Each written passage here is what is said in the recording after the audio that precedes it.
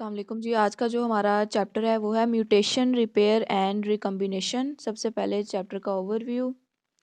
सबसे पहले हम देखते हैं कि म्यूटेशन की ज़रूरत क्यों पेश आती है, किस चीज़ के लिए ज़रूरी होती है म्यूटेशन। ठीक है, उसके अलावा डिफरेंट मैकेनिज़म्स हैं रिपेयर के, रिकम्बिनेशंस के।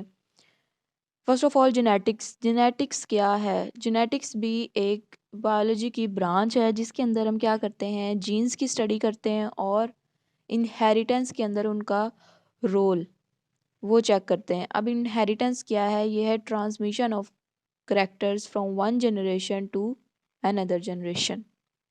उसके बाद बात करते हैं वेरिएंट्स की। ठीक है, अब वेरिएंट्स वो इंडिविजुअल्स हैं जो कि फिनोटिपिक डिफरेंसेस शो करते हैं। मतलब एक इंडिविजुअल दूसरे इंडिविजुअल से डिफरेंट है, वेरी करता है, वेराइटी है उसके अंदर। ठीक है, ये डिफरेंसेस जो हैं फिनोटिपिक डिफरेंसेस, उनको वेरिएंट्स बनाते हैं उन इंडिविजुअल्स को। ठीक है, उसके अलावा जेनेटिक वेरिएशन बहुत ज़्यादा ज़रूरी है स्पीशीज़ के सर्वाइवल के लिए। दो जो मेजर प्रोसेसेस हैं वो इन्वॉल्व्ड हैं और वो रिस्पॉन्सिबल हैं जेनेटिक वेरिएशन के लिए। पहला है म्यूटेशन और the second one is recombination. Mutation क्या है? म्यूटेशन कहते हैं चेंज को। अब चेंज किसके अंदर? डीएनए सीक्वेंस के अंदर। Change in the DNA sequence of a gene is known as mutation. ठीक है, अब म्यूटेशन जो है वो अल्टीमेट सोर्स है एवोल्यूशनरी चेंज का, क्योंकि अगर म्यूटेशन नहीं आएगी, चेंज नहीं आएगा तो उसकी वजह से जो वैरायटी है वो प्रोड्यूस नहीं होगी और फिर एवोल्यूशनरी पर्सपेक्टिव से देखा जाए तो चेंज नहीं होगी। कोई भी जनरेशन उसके अंदर कोई भी चेंज नहीं आएगा, सारे इंडिविजुअल सेम के सेम ही रहेंगे। ठीक है, उसके अलावा ये जो म्यूटेशंस हैं ये स्पॉन्टेनियस भी हो सकती हैं। ठीक है, और इसके अलावा इंड्यूस्ड भी हो सकती हैं। जिसके अंदर स्पॉन्टेनियस होता है कि मतलब खुद ब खुद नेचुरली अकरिंग होती हैं, और इंड्यूस्ड म्यूटेशंस होती हैं जो कि हम खुद इंसर्ट करवाते हैं बाय यूज़ ऑफ रेडिएशंस या फिर सर्टेन केमिकल्स। अब म्यूटेशंस की वजह से जो न्यू अलील्स बनते हैं, ठीक है, वो रॉ मटेरियल प्रोवाइड करते हैं एक सेकंड लेवल ऑफ वेरिएशन के लिए। पहले वाले अलील रॉ मटेरियल प्रोवाइड करेंगे नेक्स्ट लेवल के लिए। फिर उसके बाद रिकम्बिनेशन का प्रोसेस है। रिकम्बिनेशन एक मेथड है जिसके अंदर एक डोनर होता है, एक रेसिपिएंट होता है। डोनर से रेसिपिएंट के अंदर जीन्स जो हैं वो ट्रांसफ़र किए जाते हैं और एक न्यू कॉम्बिनेशन बनता है। ठीक है, और उस न्यू कॉम्बिनेशन वाले इंडिविजुअल को हम कहते हैं ये हमारे पास रिकम्बिनेंट है। अगर हम एग्जाम्पल लें म्यूटेशन की और रिकम्बिनेशन की, तो म्यूटेशन ऐसे ही है जैसे हम नए प्लेइंग कार्ड्स ले रहे हैं। ठीक है, न्यू प्लेइंग कार्ड्स हैं हमारे पास। और रिकम्बिनेशन की बात करते हैं तो हम शफलिंग करते हैं कार्ड्स की। Shuffling of cards that is recombination, and new playing cards that is mutation. अब gene mutation, specifically gene mutation क्या है? जीन म्यूटेशन कहते हैं जी उन इवेंट्स को जो कि स्पेसिफिकली इंडिविजुअल जीन्स के अंदर रोनुमा होते हैं। ठीक है, वहाँ पे अकरेंस होती है, उनको हम कहते हैं म्यूटेशंस। जो म्यूटेशंस जीन के अंदर आएंगी वो जीन म्यूटेशंस हैं। ठीक है, अब बहुत से जीन्स जो हैं वो डीएनए मॉलिक्यूल्स के अंदर प्रेजेंट होते हैं। अब जब म्यूटेशन आती है ये सिंपल स्वैपिंग भी हो सकती है, एक बेस पेयर की दूसरे बेस पेयर के साथ। स्वैपिंग कहते हैं फॉरवर्ड या फिर बैकवर्ड मूव करना, कि कोई जीन जो है फॉरवर्ड मूव कर रहा है या फिर बैकवर्ड मूव कर रहा है, that is known as swapping. ठीक है, या फिर ऐसा भी हो सकता है कि चेंज आ रहा है नंबर ऑफ कॉपीज के अंदर, एक न्यूक्लियोटाइड के अंदर या फिर रिपीट सीक्वेंस के अंदर। फॉर एग्जांपल हमारे पास एक जीन सीक्वेंस था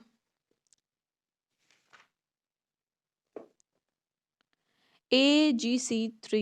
ठीक है, अब इसके अंदर म्यूटेशन आ गई, इसका सीक्वेंस चेंज होकर बन गया AGC5। ठीक है, उसके अलावा जो म्यूटेशंस हैं वो हम ट्रांसपोजेबल एलिमेंट्स को यूज़ करते हुए भी करवा सकते हैं। और जो अब डीएनए के जो सीक्वेंस है उसके अंदर डैमेज भी होता है और उसको रिपेयर भी किया जा सकता है। नेक्स्ट है स्पॉन्टेनियस एंड अब इंड्यूस्ड स्पॉन्टेनियस म्यूटेशंस। म्यूटेशंस होती हैं खुद ब खुद जो नेचुरली होती हैं, और इंड्यूस्ड मतलब हम वो इंसर्ट करवाते हैं या किसी भी चीज़ को ऐड करके, ठीक है, उनको हम कहते हैं इंड्यूस्ड म्यूटेशंस। अब दोनों का कंपैरिजन किया जाए स्पॉन्टेनियस और इंड्यूस्ड म्यूटेशंस का, तो उसके अंदर होता क्या है कि जो स्पॉन्टेनियस है एक तो नेचुरली होंगी तो वो लेस फ्रीक्वेंट होंगी, मतलब कि उनकी जो अकरेंस है वो ज़्यादा नहीं होगी। उसके अलावा इनको डिटेक्ट करना भी मुश्किल है, हम बहुत मुश्किल से डिटेक्ट कर सकते हैं कि म्यूटेशन कहाँ पे आई है क्योंकि ये नेचुरली अकरिंग होती है।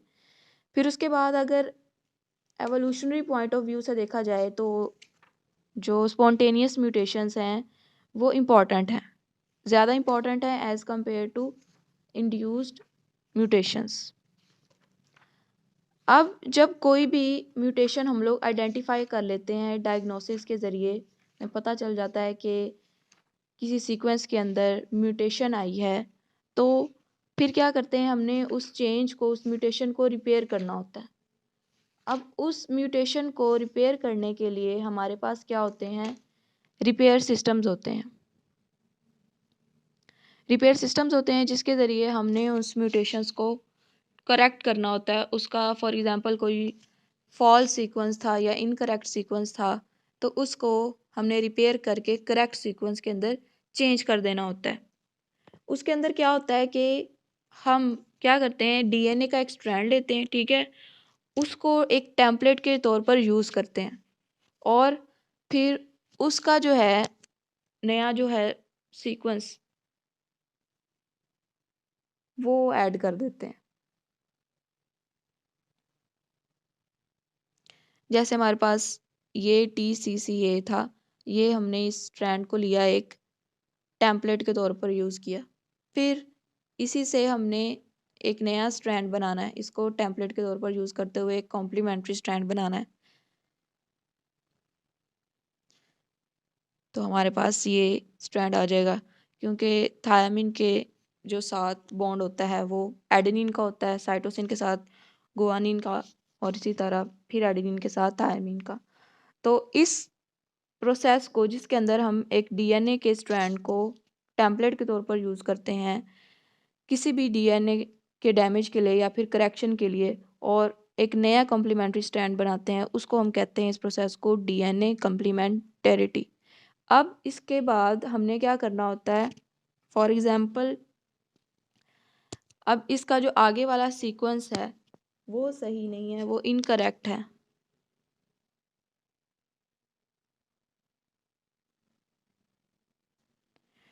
तो हमने क्या करना है, इतने हिस्से को एक्ससाइज कर लेना है, यहाँ से निकाल लेना है, ठीक है, और इसको एक्ससाइज करके इसकी जगह सही जो स्ट्रैंड है या सही जो सीक्वेंस है वो लगा देना है। इसको कहते हैं एक्सियन रिपेयर, कि हमने जीन के सीक्वेंस को पहले एक्ससाइज किया, वहाँ से निकाला और फिर उसके बाद उसको रिपेयर कर दिया। ये था एक्सियन रिपेयर। उसके बाद हमारे पास कुछ क्लासेस हैं जीन म्यूटेशन की, कि जीन म्यूटेशंस को किस तरह हम क्लासीफाई करते हैं। अब कुछ म्यूटेशंस होती हैं जो कि अफेक्ट करती हैं सिंगल बेस पेयर को, एक बेस पेयर को अफेक्ट करेंगी, ठीक है, फॉर एग्जांपल इसको अफेक्ट कर रही हैं। और कुछ म्यूटेशंस जो होती हैं वो क्या करती हैं, ऑल्टर करती हैं रिपीटेड सीक्वेंस, जैसे कि ये सीक्वेंस रिपीट हो रहा है, ठीक है, किसी भी जीन के अंदर, तो इस पूरे सीक्वेंस के अंदर म्यूटेशन आई हुई है। पहली क्लास वो जो कि एक सिंगल बेस पेयर को अफेक्ट कर रही हैं, और दूसरी म्यूटेशंस वो जो कि नंबर ऑफ कॉपीज जो कि रिपीटेड सीक्वेंस की हैं उनके अंदर म्यूटेशंस कॉज करवा रही। फिर उसके बाद अब म्यूटेशंस की कुछ डिवीजन्स हैं, कुछ क्लासेस हैं। सबसे पहले हमारे पास आती हैं पॉइंट म्यूटेशंस। पॉइंट म्यूटेशंस जैसे नाम से पता चल रहा है कि डीएनए का हमारे पास एक सीक्वेंस है, उसके सिंगल बेस पेयर के अंदर, ठीक है, कोई भी चेंज आ रहा है सिंगल लोकेशन के अंदर, तो उसको हम कहेंगे कि वो हमारे पास पॉइंट म्यूटेशन है। जैसे कि अगर हम इसकी एग्जांपल लें कि हमारे पास एक डीएनए की बुक है, उसके अंदर सिर्फ एक लेटर का चेंज है, वो लेटर कोई भी हो सकता है, जैसे अब पूरी बुक के अंदर लेटर ए, इसके अंदर म्यूटेशन आई है, तो उसको हम कहेंगे ये पॉइंट म्यूटेशन है। अब पॉइंट म्यूटेशंस की आगे डिफरेंट टाइप्स भी हैं। इसका ओरिजिन देखते हैं सबसे पहले कि ओरिजिन क्या है पॉइंट म्यूटेशन का। अब म्यूटेशन स्टार्ट किस तरह से हुई? म्यूटेशन स्टार्ट होती हैं जब भी कोई चीज़ नेचुरली अकर होता है, तो नेचुरली अकरिंग के अंदर हमारे पास आ जाती हैं स्पॉन्टेनियस म्यूटेशंस। और जो म्यूटेशन हम खुद से इंसर्ट करवाते हैं, ठीक है, फॉर एग्जांपल कोई किसी इंसान को कोई बीमारी थी, उसके अंदर वो जो जीन सीक्वेंस था वो डैमेज था, हमने उसको रिपेयर करवा दिया इंड्यूस म्यूटेशन के ज़रिए, ठीक है, तो उसकी जो बीमारी थी उसके चांसेस हैं कि वो उससे रिकवर हो पाए। फिर उसके बाद सबसे पहले देखते हैं कि इंड्यूस्ड म्यूटेशंस किस तरह से अराइज होती हैं, किन चीज़ों के ज़रिए अराइज होती हैं। अब ये हम करते हैं किसी भी पर्पस के तहत, किसी मकसद के तहत, ठीक है। अब हमने क्या करना है, इसके अंदर म्यूटाजेंस यूज़ करते हैं। म्यूटाजन कोई भी केमिकल हो सकता है, रेडिएशंस हो सकती हैं, ठीक है, जिसकी वजह से हम म्यूटेशंस जो है वो कॉज करवा रहे हैं। उसके बाद है स्पॉन्टेनियस म्यूटेशंस। अब वो म्यूटेशंस जो कि म्यूटाजन की एब्सेंस के अंदर होती हैं वो होती हैं स्पॉन्टेनियस म्यूटेशंस, ये होती हैं नेचुरल। अब इनका जो रेट है, इनकी जो फ्रीक्वेंसी है वो इंड्यूस्ड म्यूटेशंस की निस्बत काफ़ी कम है, काफ़ी लो है। अगर एक नंबर देखा जाए तो 10⁵ टू 10⁸ फिर उसके बाद एक प्रोसेस आता है हमारे पास म्यूटाजेनेसिस। ये प्रोसेस वो है जिसके अंदर हम म्यूटेशंस प्रोड्यूस करवाते हैं through the exposure of mutagens. हम वो म्यूटेशंस जो म्यूटाजेंस के थ्रू प्रोड्यूस करवाते हैं उस प्रोसेस को कहते हैं म्यूटाजेनेसिस। और वो ऑर्गेनिज्म जिसके अंदर हमने म्यूटेशन करवा ली है उसको हम कहेंगे कि वो ऑर्गेनिज्म अब म्यूटाजिनाइज्ड है। अब म्यूटाजेंस की कुछ एग्जांपल्स हैं हमारे पास, उसके अंदर आ जाती हैं high energy radiations, specific chemicals, ये सारे जो हैं ये म्यूटाजेंस की एग्जांपल्स हैं।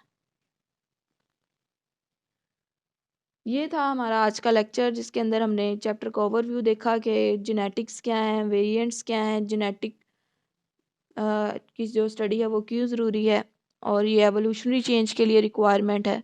उसके बाद हमने देखा कि डीएनए के सीक्वेंसेस के अंदर चेंज किस तरह से आते हैं, हम उनको रिपेयर सिस्टम के ज़रिए रिपेयर कर सकते हैं। और फिर हमने देखा कि पॉइंट म्यूटेशंस क्या हैं और उनका ओरिजिन क्या है।